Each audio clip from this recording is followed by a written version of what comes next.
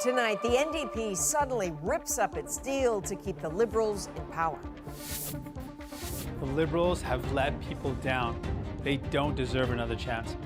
Trudeau's minority government now in jeopardy. What happened behind the scenes? And at issue on what it means for the next election. One person is dead, another has a severed hand after what police say were random attacks in downtown Vancouver. Attacks like these shake our collective sense of comfort and safety. And you may not be able to get your COVID shot this month. They want us to be vaccinated, and all of a sudden, poof, no more vaccines. Why officials say they were ordered to destroy their shots. From CBC News, this is The National with Chief Correspondent Adrian Arsenault. Thanks for joining us. We begin tonight with a surprise shift that could send Canadians to the polls sooner than expected. The NDP suddenly tearing up its agreement to support the Liberals. That agreement was meant to help keep the minority Liberal government alive and help push forward NDP priorities, but now that deal is done. And with the federal election expected next year, it is every party and every confidence vote for itself. So a failure to win one of those votes would trigger an early election. And as Ashley Burke shows us, those suddenly higher stakes caught the Liberals off guard. The Liberals are too weak, too selfish. Jagmeet Singh with an online video that's part attack ad, part bombshell political breakup. Today, I notified the Prime Minister that I've ripped up the supply and confidence agreement. Singh and Justin Trudeau signed that agreement 2.5 years ago. It was supposed to keep the Liberals in power until next summer. But in a surprise move, Singh says the deal is dead. Justin Trudeau has proven again and again he will always cave to corporate greed. The Liberals have let people down. They don't deserve another chance.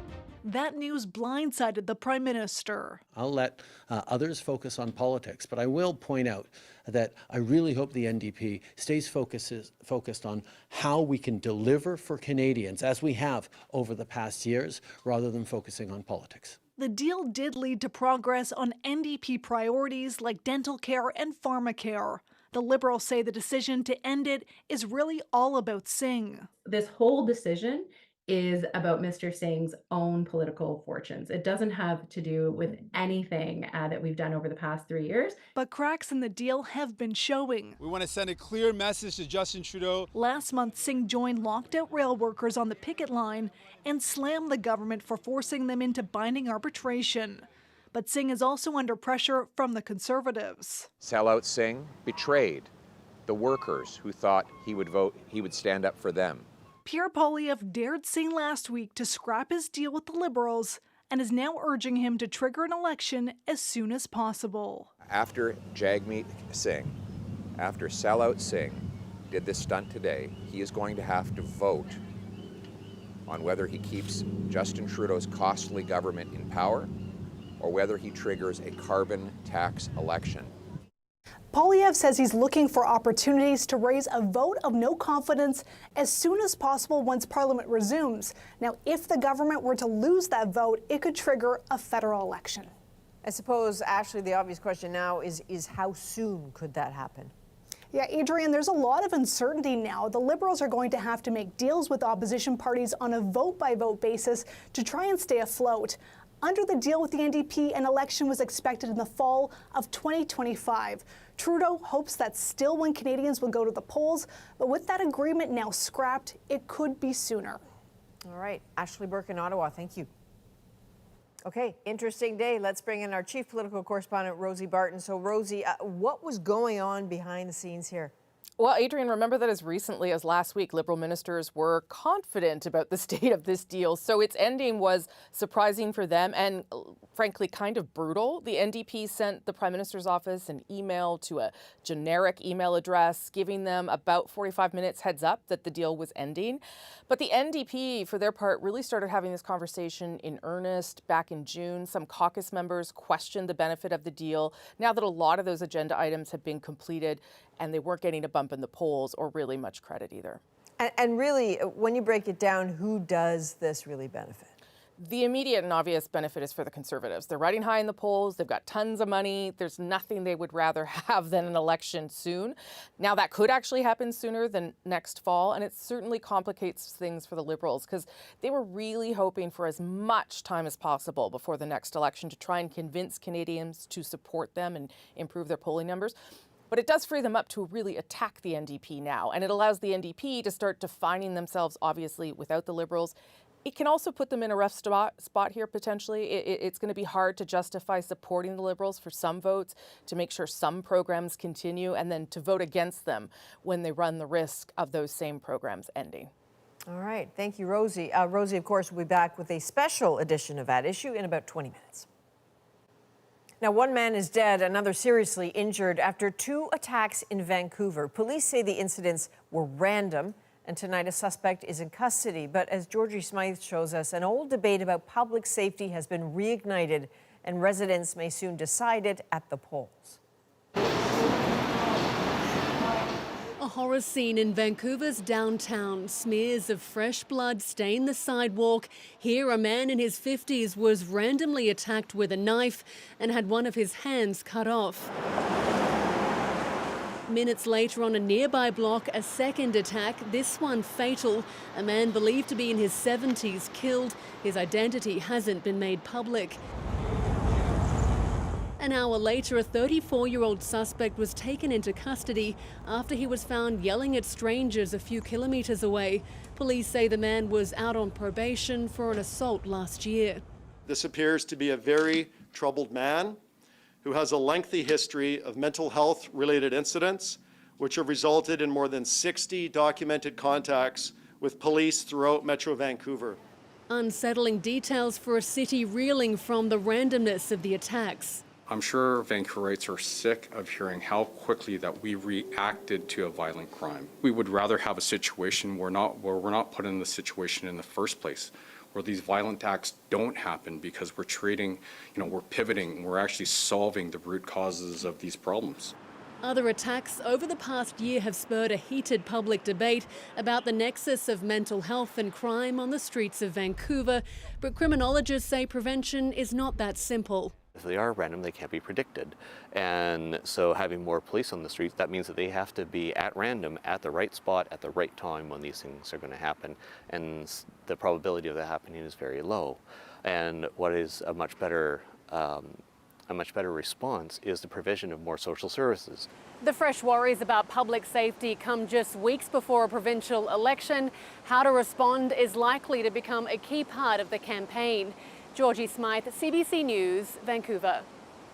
For millions of Canadians, it could be tough to find a COVID shot this month. Multiple provinces say they were ordered to destroy their current stocks of the vaccine. Mike Crawley now with the message from Health Canada and the confusion it's created. At this Toronto pharmacy, here's the fridge where the COVID-19 vaccines used to be. The Public Health Agency of Canada has issued a market withdrawal. When pharmacist Fadi Salama got this memo last week telling him to destroy his existing vaccine supply, he wondered if it might be a scam. It was confusing enough for me to not take it seriously at first, and then I kind of read through it a little bit more and it seemed legitimate. It was indeed legitimate from Ontario's Chief Medical Officer of Health. But with no new supply of COVID vaccine expected for weeks, it's left Salama puzzled. Why would we get rid of something that is still good? Ontario blames Health Canada. The federal agency wants the existing vaccine supply withdrawn before it will distribute an updated version targeting the newest strains of COVID. I don't think that at the national or at the provincial levels, they're trying to create a vacuum. I think this is a harbinger that the updated formulation is going to come soon. Health Canada says provinces are allowed to use last year's vaccines until the transition to the new shots, but there's clearly confusion. Alberta and Saskatchewan have joined Ontario in scrapping their existing stocks. British Columbia is keeping its supply available. Marie-André Lajoie plans to travel overseas next month. The appointment she'd booked for a COVID shot has now been cancelled. I like to be vaccinated. I believe in that stuff. They want us to be vaccinated, and all of a sudden, poof, No more vaccines. Lajoie will now go get her shot in the U.S. Regulators there have already approved updated versions of 3 COVID vaccines. Here in Canada, they're all still under review. Officials expect they'll become available to Canadians in late September or early October. Mike Crawley, CBC News, Toronto. We have some dramatic video to show you tonight of an arrest at a fast food drive-thru west of Toronto. Watch what happens when police surround and try to pin in a stolen vehicle.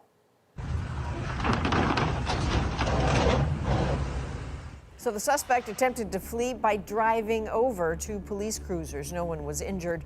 A 25-year-old man is now facing multiple charges. And to another dangerous situation involving a vehicle, this one in downtown Winnipeg, where a protest was being held after a woman was struck and killed by a police cruiser. As demonstrators blocked the road, a confrontation with a driver began. And as Karen Paul shows us, the situation escalated very quickly. This busy Winnipeg intersection, Portage and Main, blocked by a round dance and protest. Most traffic was being redirected, but one driver appeared to try to get through. Protesters stopped him. 2 jumped on the hood, one punching the driver's side window, the other got inside the car. A member of a cycling advocacy group was live streaming it all until their bike was hit when the driver took off. They wouldn't give their name, saying they fear retribution. The bike stopped a lot of his momentum, but I did fall. He did hit me. The car turned and sped away. And the person on the hood fell off. When the car turned around and parked, someone in the crowd kicked in the windshield. The driver said he didn't know anything about the protest. Winnipeg police and protesters broke up the altercation. Family, friends, and supporters were gathered to mark the death of Tammy Bateman. I'm still in shock about this. It disgusts me, and I'm pissed off and I'm upset. Bateman died Monday night, hit by a police cruiser as officers were returning a homeless man to an encampment by the river. I know this is a very heartbreaking, emotional, difficult time for the family. They're looking for answers. They want to know what happened. But there are few answers in a case now being investigated by Manitoba's Independent Investigation Unit.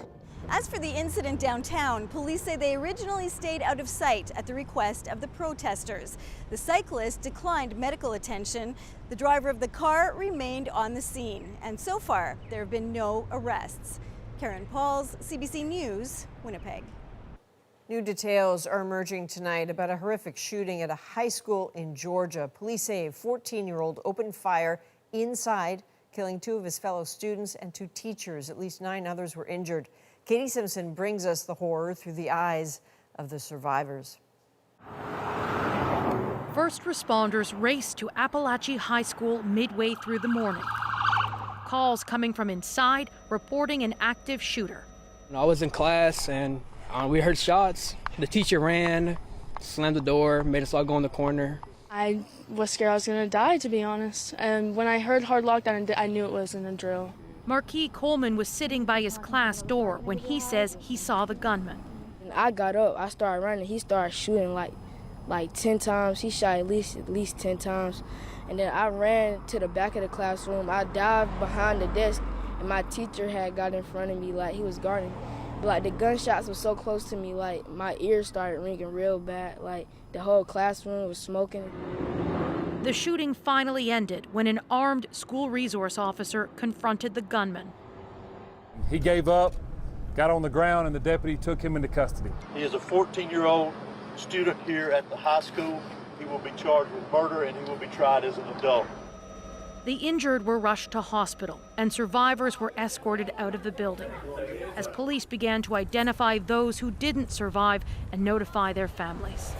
Of those that are deceased, 2 are students and 2 are teachers here at the school.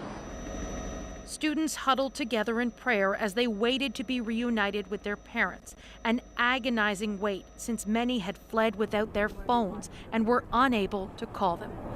I couldn't find him. It was really hard. I wasn't sure if he was alive or not, but yeah, he's here and I'm grateful.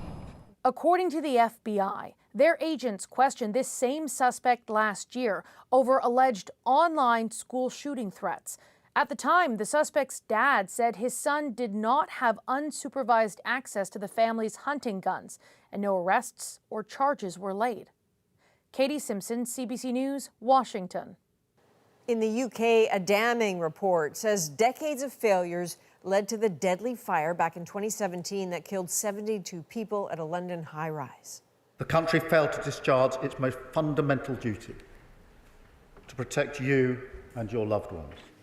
The report from a years-long public inquiry said the deaths at Grenfell Tower were avoidable. It blames government officials, architects, the construction industry, and regulators for allowing the tower to be covered in the flammable cladding that fueled that inferno. The report also laid blame on London's fire department for not being prepared to fight a fire in a high-rise. Now, back in this country, Canada's key interest rate has been slashed by 25 basis points again, driven in part by cooling inflation.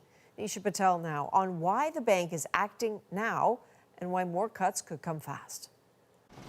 The Bank of Canada has moved forward with another interest rate cut. It has been important to take the steam out of inflation. That has worked. Inflation has come down. We're getting close to the target. That trend giving the central bank the confidence to cut its key rate for the third time in a row, lowering it to 4.25%. If inflation continued to ease broadly in line with our forecast, it is reasonable to expect further cuts in our policy interest rate. The bank is walking a fine line. It needs the economy to remain slow enough to cool inflation, but not stall entirely, as that could push the country into recession. Already, Canadians are pulling back on their spending. The job market is getting worse, and GDP growth is losing momentum. At the end of the day, the economy is clearly weak, and it is weakening, and certainly argues for continued interest rate relief. Lower interest rates are easing the pressure on some homeowners. The big banks have slashed their lending rates, so for those with a variable rate mortgage, some relief. I mean, we've all been feeling at the grocery stores. We've all been feeling with rising costs and increasing debt in this country. And so every little bit helps. Though upcoming renewals will still see a large spike in payments. Grilled cheese up. And interest rates aren't low enough for many small business owners. Boaz Rahamim started this sandwich shop in Toronto just 3 years ago, and he'd like to open a new location. We're just getting started. We're a young company, but we have ambitions to grow. But he's holding back. Even with today's interest rate cut, he says borrowing money is still too expensive. It would be pretty steep on top of your everyday costs. So with the interest rates being where they are currently and just the cost of everything, I think for now it's stopping us from going out and doing that.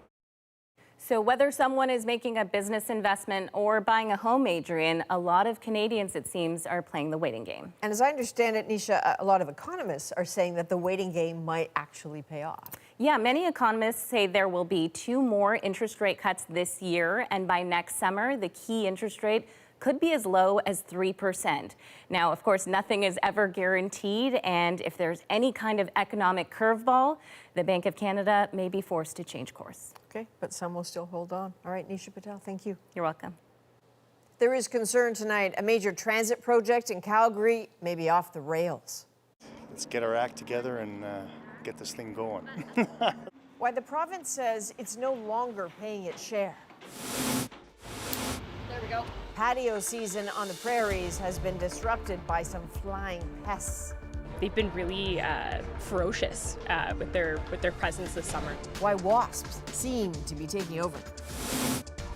And a family trapped in their own house after something slithers in. It is not normal to hear that there's a rattlesnake upstairs. We're back in 2.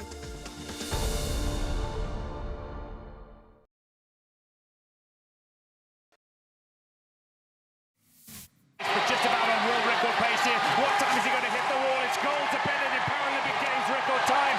BC's Nicholas Bennett winning gold in the 200-meter individual medley. That's his second gold of the Games, and he's one of several Canadians to make the podium in Paris today.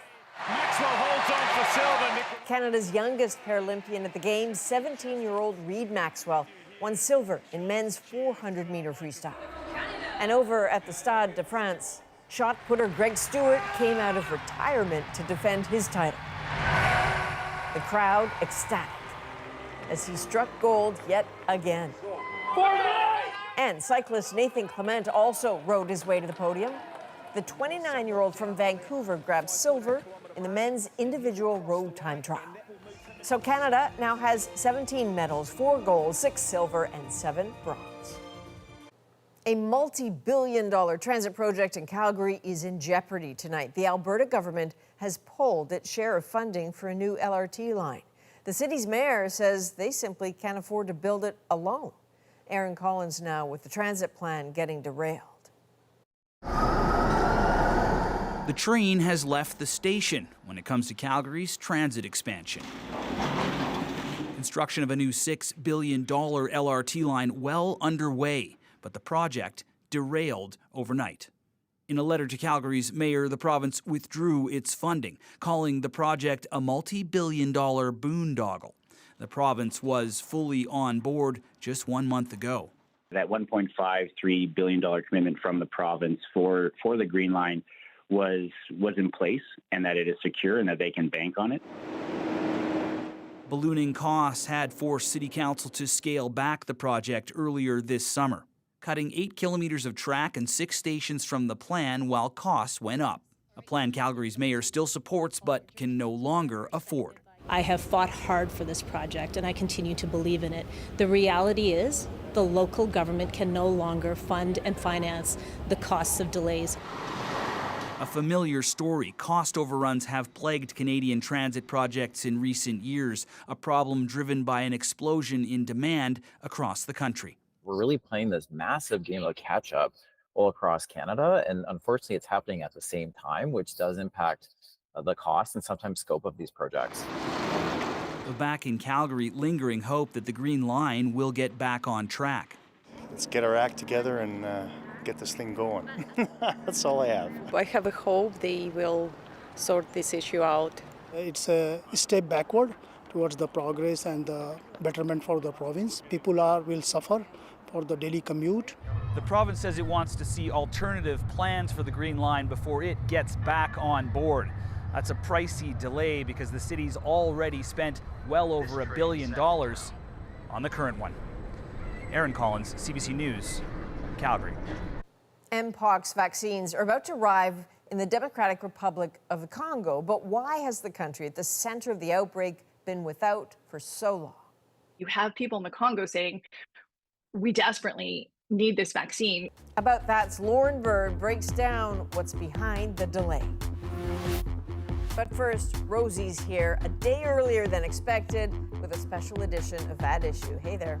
Hey, Adrian. Of course we're here with the deal between the NDP and the Liberals now done. Pierre Poilievre is calling on Singh to help force an election. Commit today to voting for a carbon tax election. Could we see an election sooner? And who stands to benefit? Chantal, Althea, and Andrew join me to talk about that.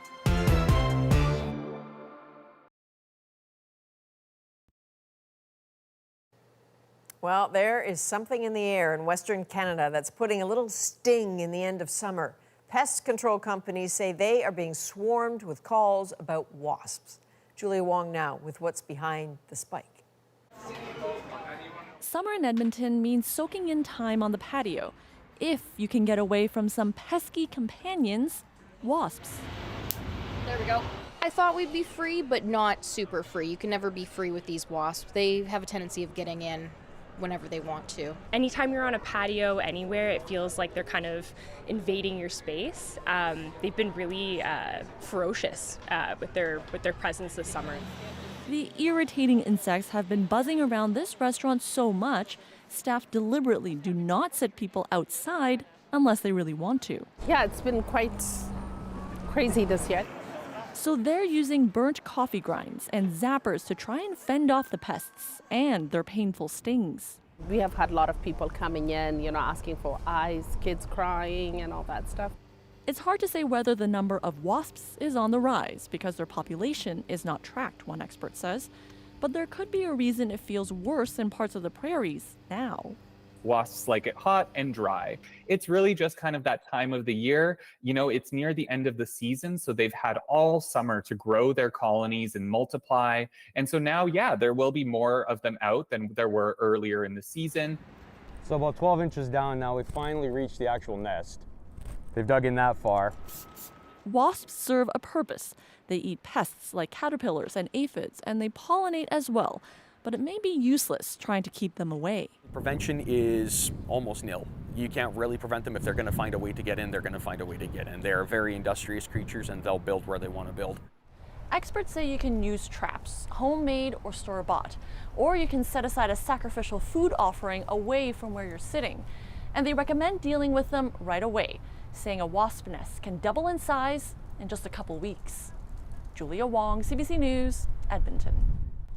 Now it's time to dig deeper into the stories shaping our world. And tonight, Rosie is back with a special edition of At Issue. At issue tonight, the NDP says its deal with the Liberals is over.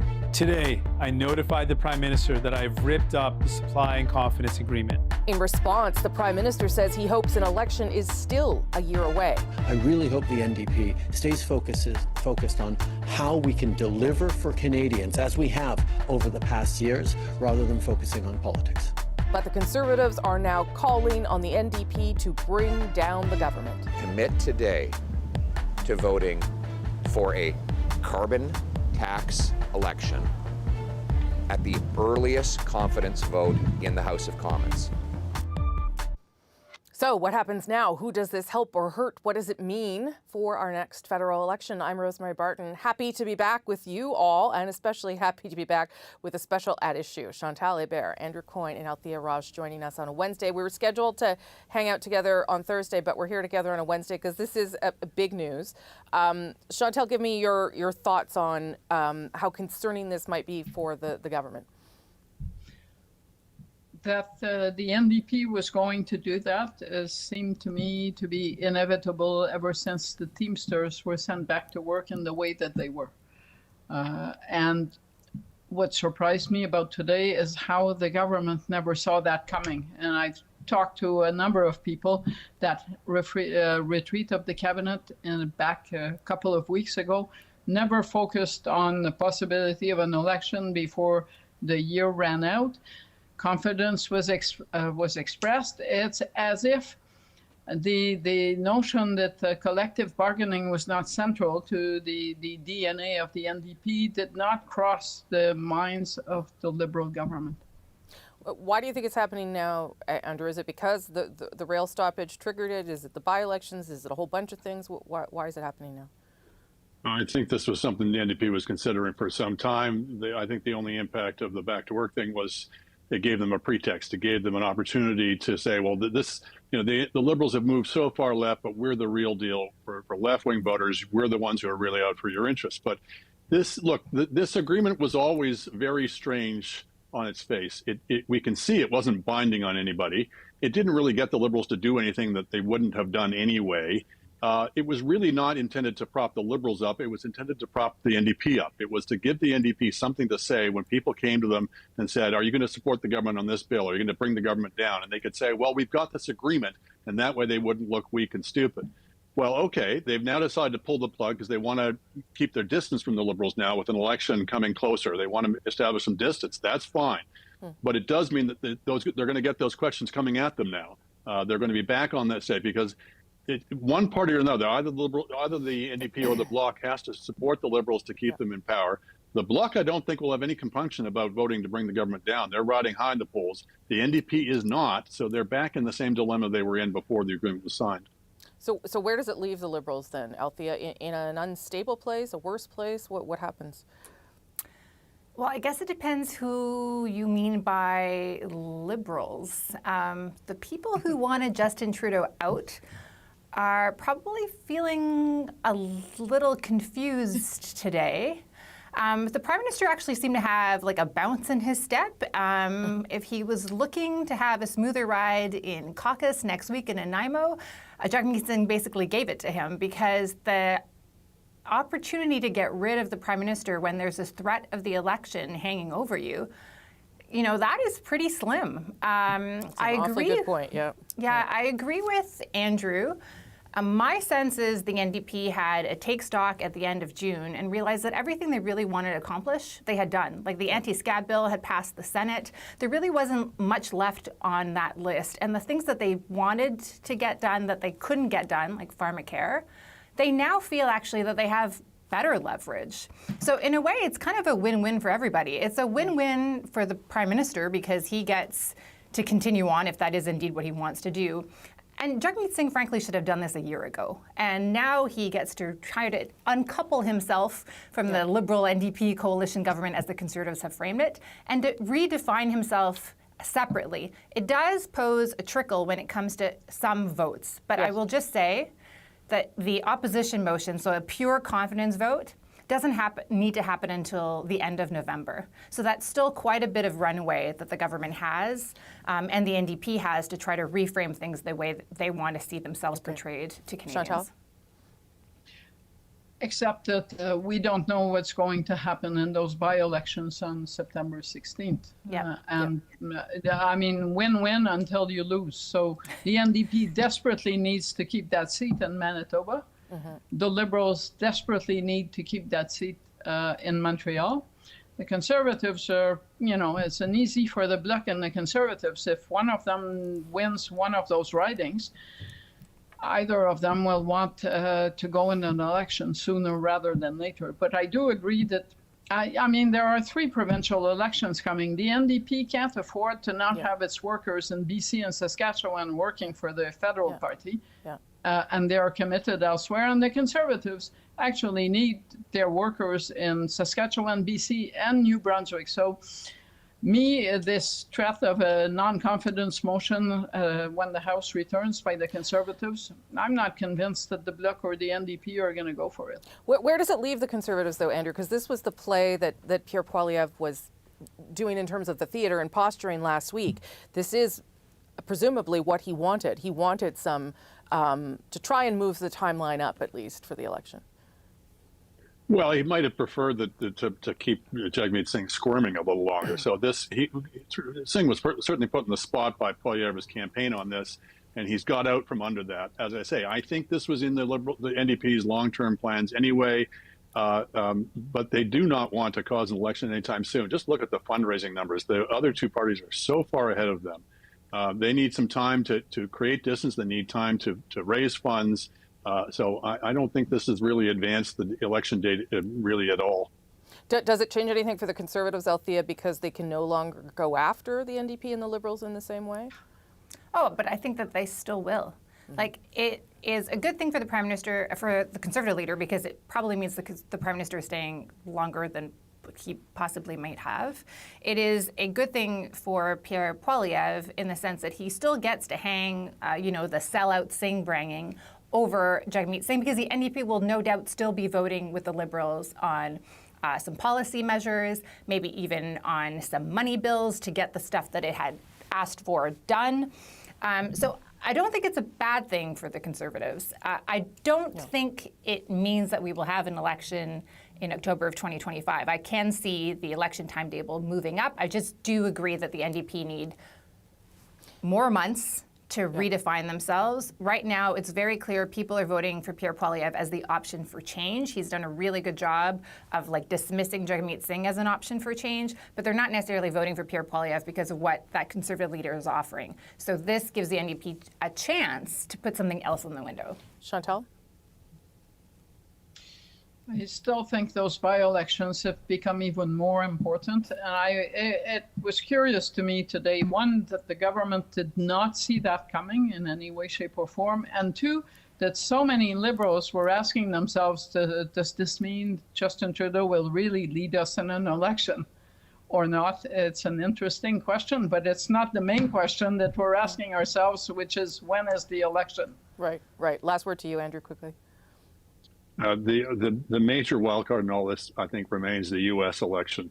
If you want to know, what might change the course we're on now is if we get a Trump victory in the United States, then that's the kind of thing that could change the calculus for all the parties. Okay, well, I'm delighted to have you all back, and I'm delighted that you all have to come back tomorrow because that's your regularly scheduled day. Thank you for weighing in on this. We'll have more to talk about tomorrow because Jagmeet Singh will have to answer some questions. Thank you all very much. And with that, I'll throw things back to Adrian in Toronto. All righty, thanks, Rosie. Next, a country hard hit by Mpox is still waiting on the vaccine. When these vaccines were really widely used in Canada, why do they still not have WHO approval?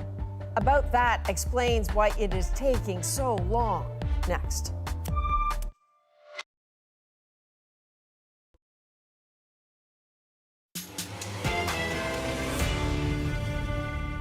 Why Mpox vaccines are so slow to roll out in the African countries that need them so badly. Why do they still not have WHO approval? The number of cases is only going to go up. Here's the catch. There's a serious and greater risk if a rollout goes wrong. Lauren Bird is a producer on CBC's About That, and she took a hard look at the approval procedures for the continent of Africa and all of the factors that work to just slow them down. As parts of the world deal with a surge in Mpox cases, a handful of African countries has seen the worst of the outbreak. Mpox infections across Africa are skyrocketing. The outbreak began in the Democratic Republic of the Congo. The World Health Organization has named Mpox a public health emergency of international concern. The race to get the hardest hit countries vaccinated against the disease is becoming more urgent. This is not just an African issue. Mpox is a global threat. But actually getting Mpox vaccines to those countries has been a slow and lengthy process. Africa's first batch of Mpox vaccines have only just reached the continent this week, despite already being widely available in other parts of the world. You have people in the Congo saying, we desperately need this vaccine. We needed it 2 years ago. Because in the DRC, the Mpox epidemic is compounding on top of several other epidemics. Nous avons les pox, on a la rougeole, on a aussi d'autres épidémies autour de nous pour lesquelles nous sommes en train de travailler. So what's taking so long? The Democratic Republic of Congo, one of the poorest countries in the world, is the hardest hit of the 13 African countries dealing with Mpox. It's the epicenter of the outbreak, with more than 27,000 suspected Mpox cases and 1,300 deaths since January 2023, according to government data. And the WHO says the majority of cases are in children. So there's a widespread and urgent need, but the cost is a major roadblock. Take the dominant vaccine used in the 2022 Mpox outbreak in the US, for example. It costs $100 a dose. And the Africa Centers for Disease Control and Prevention estimates that 10 million doses are needed across the continent. That's $1 billion worth. So here's where healthcare organizations come in. Groups like Gavi, the Vaccine Alliance, work to get vaccines into developing countries for everything from COVID-19 to Ebola to HPV and Mpox. They buy from manufacturers and distribute them in low-income countries, like the DRC. But even before groups like Gavi can buy them, the vaccines need WHO approval. And that process is called pre-qualification. And there are a lot of time-consuming steps to this. First, manufacturers apply, sending dossiers of information on the vaccine itself. Once through that step, the WHO studies it. It also inspects the facilities where it was made and conducts field trials in areas where the vaccine will be distributed, all to ensure the vaccine is safe and effective. And this can take years. So they can't just go rogue and start approving vaccines. There are rules in place, there's regulations in place. And I think, unfortunately, what we've seen in this Mpox outbreak is that those regulations don't respond very well to an emergency. All the while, the vaccine could already be widely available in other parts of the world. The question a lot of people found themselves asking over the last few weeks, people from Congo's health minister down, is why, when these vaccines were really widely used in Canada, in the US, in Europe during the Mpox outbreak in 2022, why do they still not have WHO approval? That's Stephanie Nolan, global health reporter for the New York Times. She's been writing about health and other development issues in the global south for the past 3 decades. She says part of the delay is that the WHO can't afford to get it wrong. say they approve this thing, and then there's safety concerns that there's a safety problem that they didn't catch or they didn't have sufficient data to identify, and there's some sort of tragic outcome in the DRC, you've then poisoned the well for all the vaccines. For example, frightened parents could stop bringing their kids for measles or cholera vaccines. One misstep, and the trust that people have in the WHO can break, not just in the DRC, but around the world. And because of this, organizations like Gavi aren't able to distribute the vaccines. They aren't able to purchase that vaccine on behalf because it doesn't have the WHO stamp of approval. But there's another issue adding to the delays. Here in Canada, our government has its own regulator, an organization with dedicated staff who can approve its own vaccines. Many low-income countries don't have that. They rely on the WHO to approve vaccines. But here's the thing, the WHO has a global mandate. It's stretched thin. It relies heavily on scientific expertise for free. If you think about the size of the American FDA, for example, they are operating on budgets that are enormous compared to the budget that WHO has allocated. That department is, I'm told by everyone I ask, underfunded, under-resourced, and scrambling to do too much work. And Stephanie Nolan says approving vaccines is just one of the many plates they have spinning at any given time. They're doing all kinds of other things, right? They're doing tracking of rare diseases. They're doing tracking of response to neglected diseases. They're doing a whole lot of work on the rise of non-communicable diseases, diabetes, cancers, air pollution. And they're not just sitting around waiting for emergencies. Now, there is a faster way these vaccines can get to the DRC and other countries. Depending on the speed of spread and the rise in cases, the WHO can issue an emergency license for vaccines. That's only possible if it first declares the outbreak as a public health emergency of international concern. They can only use the emergency use process when there's an emergency. And so even though the company that makes the main vaccine that's being used for Mpox submitted their data to the WHO back in 2023, it hasn't been reviewed, and there was no sort of process underway to issue that license because there was no emergency. That did happen, but only just 2 weeks ago. The situation constitutes a public health emergency of international concern. Now, experts say the wheels are finally in motion. I'm reasonably confident there's going to be an emergency use license for this vaccine by late September, which should speed things up. In the meantime, the WHO has urged wealthier countries to donate shots, and several have stepped in already, including Germany and Spain. The US has also sent doses to Nigeria, which arrived this week, but still, no doses in the DRC. The US says it has donated 50,000 to the DRC, but we don't know when they'll arrive. And it's clear time is of the essence in an epidemic. As the epidemic grows, the probability that transmission will occur to other countries in Africa and outside of Africa rises. So there is clearly that element that if we simply do not control the epidemic in DRC, the number of cases is only going to go up. So the sooner the vaccines can get there, the better. And now a breakthrough of sorts for the DRC. The EU has donated about 2,000 doses of the Mpox vaccine set to arrive this week, but they won't roll out for a month. Health officials need that time to convince the population to accept the vaccine. Next, a rattlesnake sneaks into a California home. Wow, that's pretty scary right there. Yeah, man. Yeah, a bit of a tricky situation in our moment.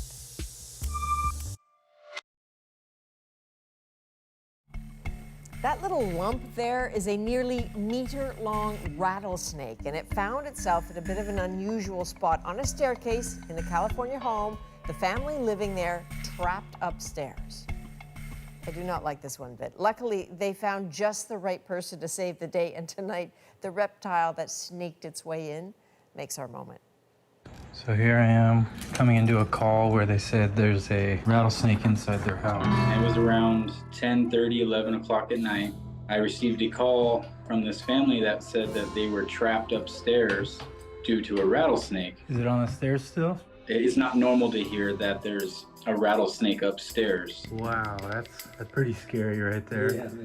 There it is. It's a big red diamond rattlesnake that's coiled up at their top stair of their staircase. It was probably looking for food or water, to be honest. I don't know what it was thinking about going upstairs to find all that.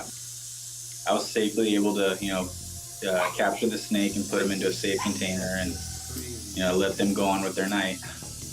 It could have been in there for hours, to be honest, because they leave their back door open for their dog to freely use the restroom. They were very relieved. They thanked me over and over and over again. They said they called local law enforcement. They said, I don't know what to tell you. We don't deal with wild animals. So they were pretty happy with it. In studio, we're all just saying, nope, not happening. What twigged them to the fact that there was a snake in the house? Apparently they were watching TV. And someone said they thought they heard the water running and they couldn't figure out where it was coming from. That apparently is an excellent indicator that there is a rattlesnake in your house. From all of us at The National, thank you for being with us. You can watch anywhere, anytime on the free CBC News app and subscribe to The National's YouTube channel. I'm Adrienne Arsenault. Take care.